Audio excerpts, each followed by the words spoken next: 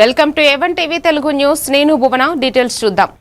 పశ్చిమ గోదావరి జిల్లా తణుకులో మాజీ మంత్రి కారుమూరి వెంకట నాగేశ్వరరావు మాట్లాడారు. డాక్టర్ బిఆర్ అంబేద్కర్ ఏ ఒక్క పార్టీకి చెందిన వ్యక్తి కాదని, ఆయన దేశానికి రాజ్యాంగాన్ని రచించిన మహానేత అని తెలిపారు. అంబేద్కర్ రాజ్యాంగం వల్లే ఎంతో మంది నాయకులు పదవులు పొందుతున్నారని ఆయన వెల్లడించారు. విజయవాడలోని అంబేద్కర్ విగ్రహం నిర్వహణపై అసంతృప్తి వ్యక్తం చేస్తూ దానిని శుభ్రంగా ఉంచాలని సూచించారు. అంబేద్కర్ జయంతిని పల్లెల్లో ఘనంగా జరుపుకుంటున్నట్లు పేర్కొన్నారు. రచించిన రాజ్యాంగం పట్ల మరి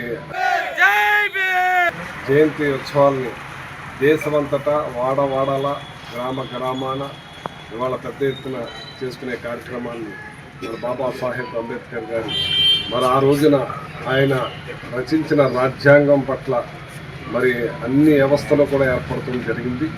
మరి ఇలా విద్య కానీ, మరి అలాగే మహిళలకి చదువుకోవాలని కానీ, అలాగే పనికి 8 గంటల పని కల్పించాలి. వాళ్ళకి సమాజానికే కాదు, ఈసీలకు కానీ ఓసీలకు కానీ అన్ని వర్గాల వారికి కూడా రచించబట్టి ఈ రోజున ఆయన కీర్తించబడుతున్నాడు.